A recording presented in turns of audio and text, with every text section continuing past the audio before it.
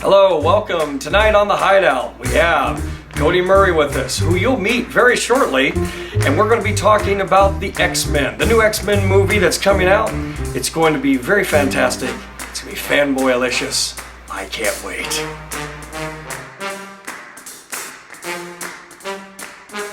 Hello, welcome. This is Jason Bailey, and that is Commander Cody Murray. Greetings. Say hi, Cody. How you doing? We are here today on the Hideout to talk about the X-Men movie, the upcoming X-Men movie. What's the full title? X-Men Days of Future Past. Days of Future Past it is. And let me just give you a rundown of what we're going to be doing on this channel. We are actually going to be having a wonderful show that is based around fanboy and media and things that we just like to shoot the shit about in our own personal lives. I'm going to be bringing on all my good friends.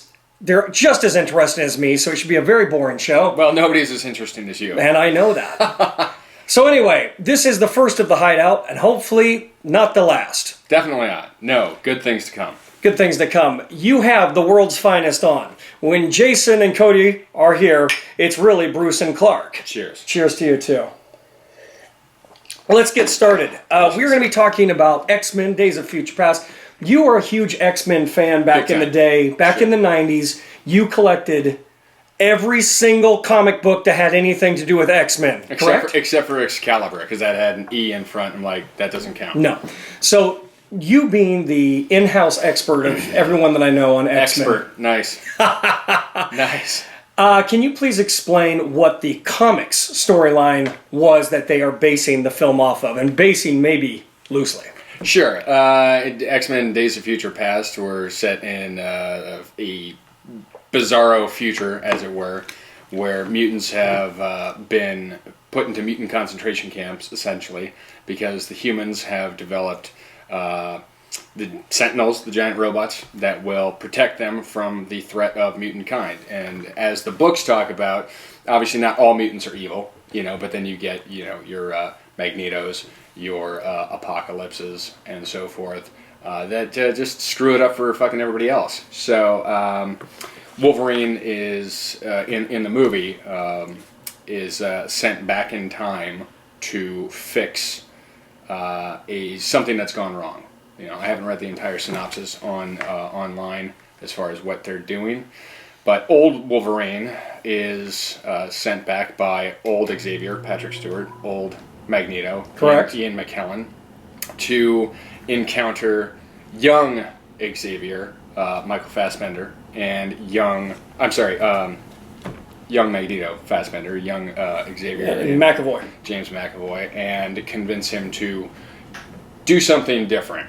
Because whatever choice he made back in '73 really fucks it up for everybody else in the modern day. Nice. Okay, so how much of that storyline do you think is going to be prevalent in the movie that comes out? How much are they going to be taken from? Well, I think, you got Bryan Singer back in charge, which is interesting, after his sabbatical from the X universe to go do a Superman movie. It was not a Superman movie. That's why I used the air quotes. Oh my God, it was terrible. All right, another discussion.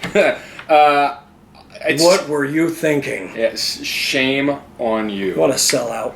Anyhow, I thought the first two X-Men movies, at least, were very good and very true to the source material. They were amazing. They took their liberties where they needed to, and they even made fun of it with the "What did you want?" Yellow spandex kind of line. Right. Thank you, Joss. And I think the same will be true with this, because with X-Men First Class, again, it was that Matthew Vaughn, I believe, directed, and they took some liberties with the characters they used in classic X-Men era, but they stayed true to the theme of the X-Men overall. So I think Bryan Singer jumping into a renovated X-Men universe will do a splendid job of incorporating source material, taking liberties where they need to be taken without making it stupid. Gotcha. So, how much of this is going to be related to the last X-Men film, X3, The Last Stand? Which I'm the only human that enjoyed this film, apparently. Well, you're the only one. You're one of the only humans that enjoyed it as much as you enjoyed it. I thought it was good. I thought it was fair. And I think part of that was because X2 was so fucking good. X2 was very, very good. Very good. It's up there with what they were aspiring to, is that Rathacon feel. Which I thought they got. Which they definitely got, because they tried, I mean, even Star Trek tried to do their own Rathacon type feeling when Data died and all that bullshit. That was terrible. Right. Absolutely terrible. But they pulled it off in X2 masterfully. And I think X3 has got this really bad rap because out of nowhere, Ratner had to come in. Sure. And pre-production had already been done, and he stepped in. He just had to do the movie that he had to do based on what he was given. And having done that, I think he did a great job. But everyone else hates the film. So I guess I'm wrong. No, I think you're right in that aspect that, Singer walked away to go do Superman Returns. What was he thinking? I don't know. Look, I can direct Superman. What was he? That's a it's whole so much other better show. Than X-Men. Oh my god! It's like a sellout. Like, he did such good work, and he's like, I'm not going to complete the last film. I'm going to WB to do Superman. Forget about it. I've got 2/3 of the Mona Lisa done, and I'm just gonna. Yeah, we'll move on. Whatever. F it. Nobody likes to see a girl with a weird smile, so let me go do Superman Returns. So, having said that, how much is going to tie in now? How much is of this film is even going to?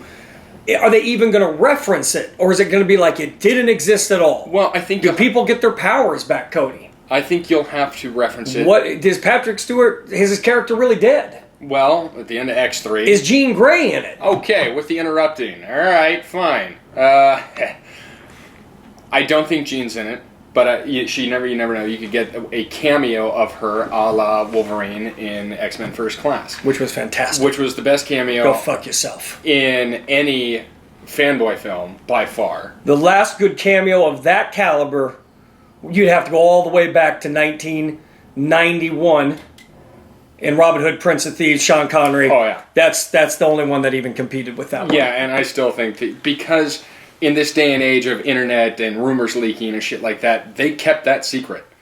Sean Connery wasn't titled in the film. He didn't get the credit. That's how they pulled that off. That's how they pulled that off. But in this day and age, where you can search for everything and you got spies, it's a lot harder. It's much a lot harder to keep a cameo of that magnitude under wraps. Even though it was only 30 seconds, of maybe less. Time?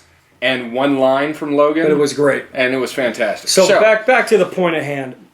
Is it going to relate or not? Are they going to sweep it under the rug like that film never happened? I think you have to address it to some extent because it's a lot of permanent storylines that happen. A lot of people die in that film. Yeah, there's that, and now you're looking at an alternate reality. So I don't know how much of this movie is going to be related to the previous X-Men trilogy.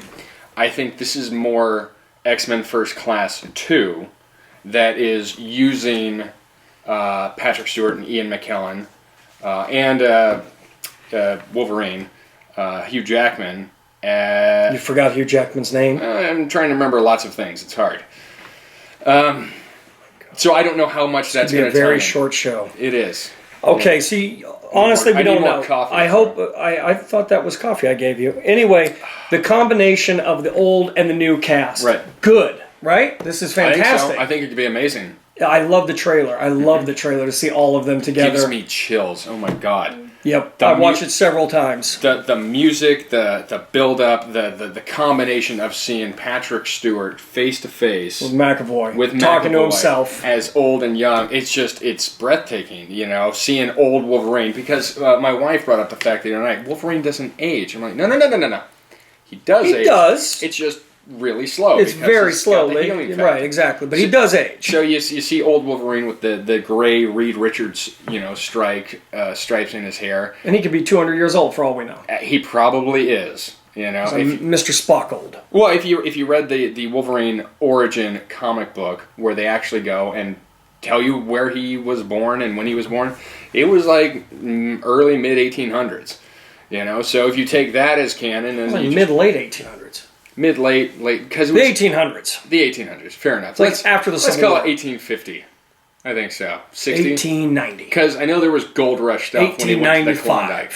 Anyhow, I think you'll get a pretty heavy dose of 1973 X-Men, the young X-Men, the first class X-Men, with some other characters thrown in. I don't know how much you're going to get in the future, because now we've got characters like Bishop, making their screen debut, which I, for one, am totally stoked about. I loved Bishop in the comics. Awesome. I don't know the actor's name they got to play him, but he looks badass. awesome. Looks it great. Just looks intimidating as hell. Why is it with, like, I don't mean to compare, but I'm going to compare. Of course you are. Avengers and X-Men. They're both Marvel franchise, okay? They're both big brands in the Marvel Universe. Whenever I watch the movies or anything to do with X-Men and Avengers, Avengers is entertaining. It's just flat out, balls out, dick swinging entertainment. It's absolutely fantastic. But the seriousness, I believe, and the drama always lies with X-Men with me. Sure. It just seems more like a better story. Right. The storytelling is better. It's more dramatic. It seems like there's more at stake. Why is that? Why do we care about that more as a drama in the fanboy universe than, let's say, other groups of superheroes? Other titles yeah, and such? Yeah. Well, for me, the answer is, plain and obvious to anybody who has a belief in equal rights. That's what this comic is about. At its core. Is this why Bryan Singer did such a great job as the director of the X-Men? Because of his sexuality, because of maybe being ostracized throughout his life as a homosexual, because you could see it framed in that way in a lot of the film. It almost looks like Xavier and Magneto or Eric Lyncher are almost they speak to each other in a very kind, loving manner, and it just, to me, that's very, I don't know, it almost speaks to me more that these two actually love each other. As friends or whatever you want to call it, they love each other and they want the same thing. They've got two different ways of doing it. And is that why Bryan Singer did it so well? Well, I think it's a factor. I think it's anytime you get a director, a writer, hell, even an actor that has experience in an element of the story that you're trying to tell, it gives it more weight. They have experience that they can bring into this storytelling that they're doing.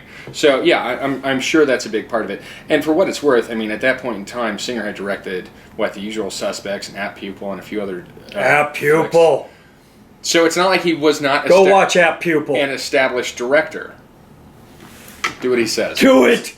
Are you looking forward to this film? I don't know that there has been a fanboy film that I have been more eager to see. Wow. Now that's a huge statement. Not even Thor 2? Definitely not. We are the only two people that don't like Thor 2. That's a whole nother show. We'll talk about that later on. Good Lord. We'll need more whiskey. When Avengers was coming out, I was hyped to see Avengers. Joss Whedon, you have this amazing all-star cast. The fact that you did how many preview movies? 4?